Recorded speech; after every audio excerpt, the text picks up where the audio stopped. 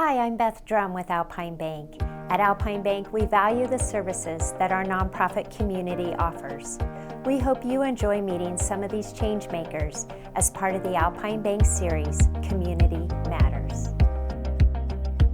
The La Plata County Historical Society discovered a silver lining in the dark cloud of the Animas Museum's pandemic closure this past year. And that's that history buffs remained hungry for stories about Durango's past. Now you can expect more programs and stories to come out of the museum as it readies for a post-pandemic soft opening on Tuesday, July 6th.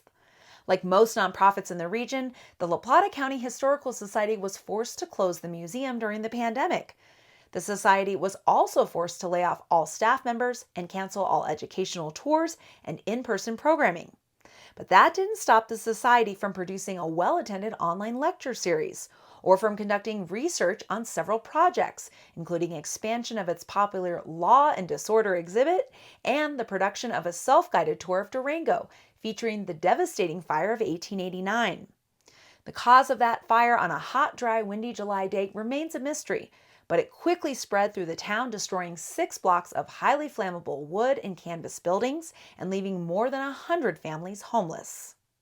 That fire destroyed so much, including 3 churches, the city hall, which is where the fire pumper was, and they couldn't even get the brand new Silsby fire pumper out of the city hall fire department before it burnt down. It was just horrible. That fire also shaped the Durango we see today. Businesses were required to use fire-resistant brick and mortar to rebuild in the Victorian-era style that gives downtown Durango its charm. That's just one of the many stories you can learn about Durango's past from the La Plata County Historical Society. At the museum, originally built in 1903 as the Animas City School, you can experience an early 20th century classroom and read about the history of education in the region. The Joy Cabin, believed to be one of the first homes in the area, features an exhibit about the day-to-day lives of Durango's earliest settlers in the 1870s. And the Peterson House next door, originally built as lodging for railroad personnel, is outfitted as a Depression-era home. Not luxurious by any standards, but even modest families had electricity and running water. While the museum is headquarters for the Historical Society, its primary mission is the preservation of local history and history education. We're not just a building, we're a lot more than the building. Our membership is so important.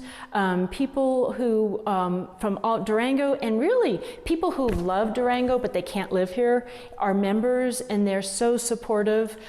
We've kind of found the silver lining this past year in the pandemic with Zoom and being able to do webinars and to be able to talk about people and things that happened and businesses and history, and safely have talks that people from all over can get involved in. And it's just been really successful, a lot more successful than we thought. So yeah, that sharing that knowledge is the big part, not just coming into a building and being quiet, but to learn the stories and the history of this place that we all really love.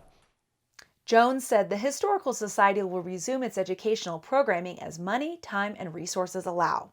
The Society recently hired a new fundraiser to help it recover financially. Meanwhile, it will continue its lecture series and will resume on-site and in-classroom educational experiences for area students. Volunteers recently completed a series of history trunks that contain educational materials that teachers can check out to create lessons about Durango and La Plata County history. And volunteers remain on call to help with local research projects. Jones said the museum will be open from 10 to 4 on Tuesdays and Thursdays. Hours will be extended as more volunteer docents come on board to conduct tours. Researchers should make an appointment ahead of a visit. For more information, visit animasmuseum.org. Thanks for watching this edition of the Local News Network. I'm Wendy Graham Settle.